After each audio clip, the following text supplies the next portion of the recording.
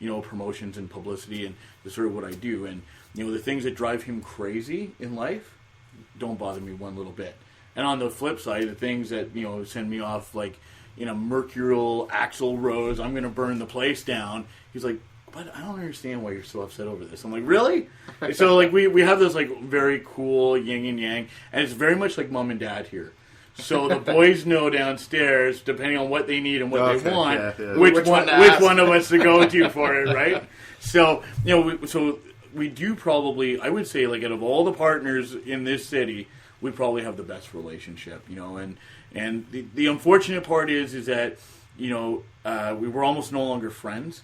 Like, we used to hang out all the time and stuff. Yeah. But when we're here 18 hours, it's like, okay, I'm going home. And he's like, okay, I'm going home. So you lose those little tiny things. But at the end of the day, we see each other more than we see You're everybody happy else. because you're living off each other and you're paying for your lifestyle and you still get to hang out at work. It's just not this, you're not slinging back beers and stuff. Well, that's it, right? Sometimes. And he knows, what...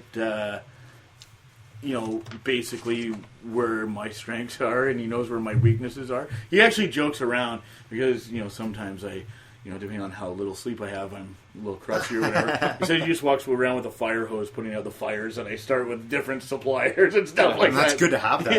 Yeah, for sure. So, you got a good relationship. Now, so the way this started was pretty funny with you started with a lot of domain names and Google being happy and then cutting you off and allowing you back. Yep. If you were to start a business now in Ottawa, what kind of things would you pay attention to, or what have you seen in Ottawa that has maybe failed that they could do a little better, or what you'd like to see?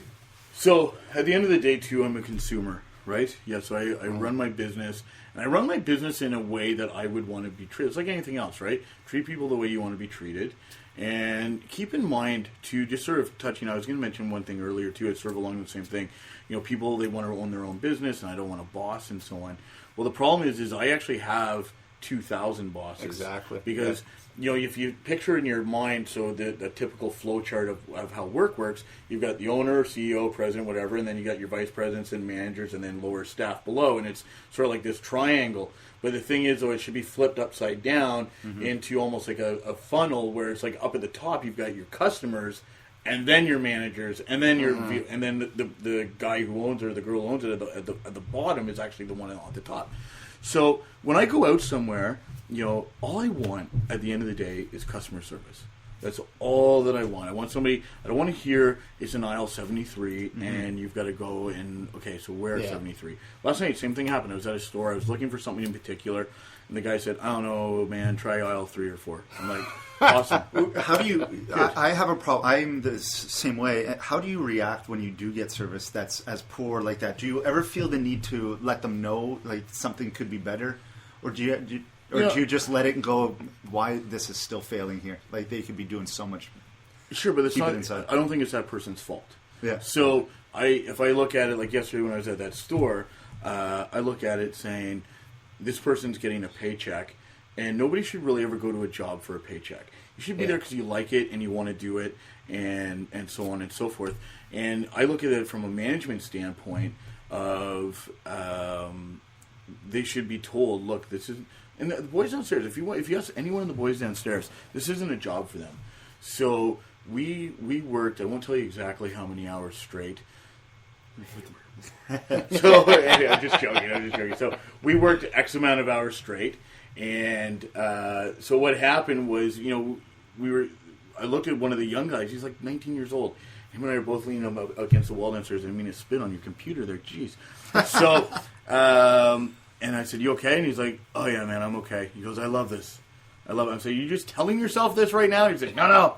I love production." And I understand it's hard when let's say you work at a box store versus a company like ours, which is very small, to really like what you do. But if you're gonna be there, right? If you're physically going to be there, then do everything that you can to make that experience enjoyable. Yeah. So, I like helping people. Our whole staff knows that our what we will call loosely success, because I'm not that guy to say yes, we're this successful, and it's not me. So we'll call it the fortunate opportunities we've had the opportunity to have is based on our customer service, and we really try and look after everybody from A to Z. And because, as I say, I'm a consumer. So when I go out, I would love to say something, but it's not this. They just haven't been told, or they haven't been trained properly that this is how you deal with customers. Because this guy here, the manager who should have done this, is getting a message from higher up saying, we don't have the money to do this, or we don't want to spend the money on it, and so on. You know, and one of the funny things that I go to some conferences from time to time, and they were talking about training your staff. And part of it was, you know, the argument is, well, what if I train them and I spend all this money to train them and they leave? And their argument is, what if they stay? And that's the bigger problem, right? So you don't train them, they don't leave, they actually stay, and now we've got all these other issues that come up, right? So, you know, I think that everything comes from the head down. So if the boys are treated with respect, then they treat their coworkers with respect. They treat us, and they know this is a complete respect-based, customer service-driven. It's just, it can't go any other way. I've driven in here. Somebody will call, push the emergency line, and another company's let them down or whatever. They need a microphone. $5. So I live about half an hour, 35 minutes from here. I'll come in. I'll give them the mic, because I don't know what they're doing next. I don't know what their next show is. Yeah. I don't know if this is the last straw with the customer, or with the company that they're dealing with. So everything is very customer-centric. And, you know, if you say to someone, look, I live about half an hour, 40 minutes away. I'll be there at this time. You know, they're like, wow, I can't believe you're actually going to come in and unlock the door for me. And we need to see more businesses and understand this and go forward. It makes life awesome. You know, and the thing is, if you bring in accounting people, like genuine bean counters, they look at it and go, you've lost money on the gas and all this. I'm like, no, I haven't. I've made somebody that's going to go and tell 3 people. That's it. Oh my God. Investment. Yeah. I can't believe this guy actually just drove in here. And if you saw my truck outside, I'm probably getting, 5 liters per kilometer or whatever. Like, there's a cost to that, and there's a big cost with that truck, but it's all just to help. And your accountant, you should be able to say, I'm going to write that gas off. Well, that's it, right? We're going to take a quick break here. We're going to listen to one more song from the Riot Police. This one will be Catch Me Running. You'll never be able to catch me running. I'm getting really fast. Oh, really? That's not the name of the whole song. I'm slowing down. Yeah. And we're also going to hear from Jen from Foodie Prince. She's going to be talking about Joey opening at Lansdowne this weekend and the spring edition of the Ottawa Wine and Food Show. And we'll be right back. Thanks, guys. Food-wise, things are rather quiet this week after the Easter break, but I do have a couple of suggestions.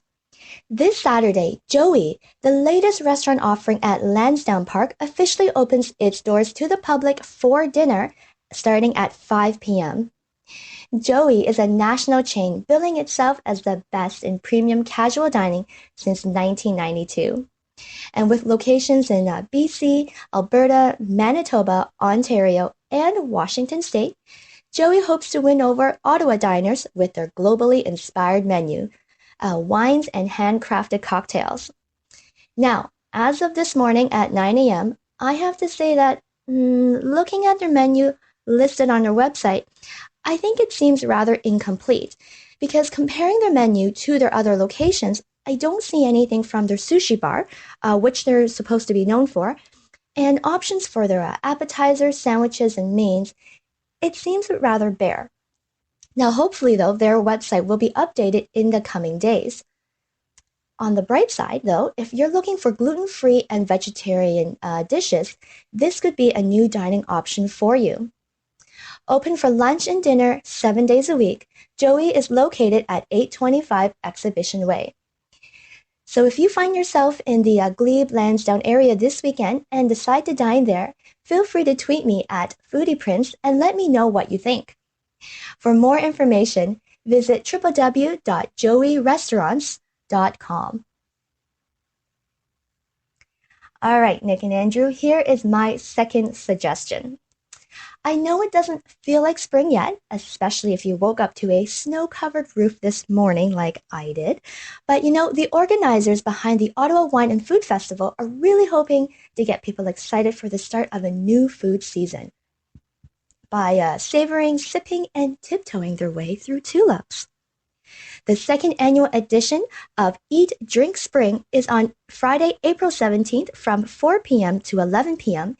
and then Saturday, April 18th from noon until 11 p.m. at the Ernest and Young Center on Uplands Drive, meaning there's only a week left to buy your tickets. Admission is just $20, but you will need to buy sampling tickets if you want to purchase food and drinks. According to the press release I received, attendees can find out from Rod Phillips, a wine historian and journalist, his list of the top 100 spring and summer wines. There will also be free barbecue school sessions, a wine boot camp, and a Patio Canada area with the hottest patio drinks of the year, live entertainment, food trucks and carts, and local craft beers. I'm not sure how many tickets, though, are remaining, but if you're looking to attend or want more information, visit www.ottawawineandfoodfestival.com. Tickets can be purchased online or call 613-523-8355. And that's it for today. As we get further along into April and spring, Ottawa will soon be flooded with more food events. So enjoy the rest of your week and have a great weekend.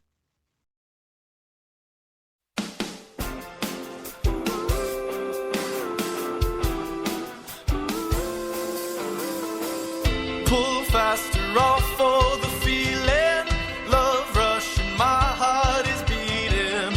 Push away the boats we are fighting, for the inches while we are gliding. We keep on bleeding, push back the feelings. Once we reach the end, we'll start healing. To the end with our foemen screaming, we'll pull away from you. Catch me running from the sunset down the line, 'cause I'm reaching for the end of all time. Even though your silhouette won't leave my mind. Let's go back. All right, thank you so much, Jen from Foodie Prince and the Riot Police, Catch Me Running. So excellent band there. So just before we go, if you were to start a band now in the competitive, so many musicians in Ottawa, what kind of advice would you share from your mentors and things you've learned? The one thing for sure is educate yourself on the actual business of music. It is a business. It doesn't matter, if you want to be serious about it, right? If you're going out and you're just playing for fun, play for fun. But if you're serious, educate yourself on the business. I talk with my students at Algonquin about the idea of, if you're a soft drink and you have the best taste, best fizz, best color, best everything, we have no sales, but mom likes it. How do you take that to Coca-Cola and get them to buy it and market it for you? And that's all you're doing. As a band, you're saying, okay, Universal, Warner Brothers, I want you to take my package, I want you to market it and ship it and do all these things. Well, if you have no numbers to back that up, why are they going to do that? Yeah. So I would educate myself on it. I would play everywhere and anywhere. So that really hasn't changed. I would tour and tour and tour and tour and tour. Because some people, if you've never toured before and you get out on the road, 2 weeks in, you don't have your couch anymore. You don't have all of these niceties of home. There's some other niceties, but you don't have those niceties. And some people just can't do it. Yeah. And some people, I'm sure you might not get along with all the band members after that, too. After a couple of them. For sure. All of a sudden you realize, oh my God, I can't live with this person, right? Yeah. And that happens. But I would tour. I would educate myself on the business. I would network I would go to other shows and meet other bands and try and create a community of some sort. Like when I was doing it over on Jamie sector off Maribel, there was something called the Park. And it was a performing arts rehearsal complex. There was 150 bands that would rehearse there over the course of a month. Oh, wow. And there was a lounge there, there was a studio, there was lockers to leave your gear, and there was five or six rehearsal rooms. Mm-hmm. And so, while the bands are rehearsing and you're waiting your turn, everybody's in the lounge, we all knew each other, different people would come in, and everybody was supportive. So, when we signed to Warner Brothers, a lot, it was kind of, there was a lot of bands that had a lot of questions for us, and they all knew who we were. When I cut off my hair, right, I had hair all the way down. I wanted to be Axl Rose desperately. But, the Ottawa Sun and the Ottawa Citizen both ran stories on me cutting off my hair. It was sort of it sounds ridiculous, but it was sort of to them, I guess, in the press, because we were always in the press. When we got there, all these bands had lots of advice, or wanted lots of advice.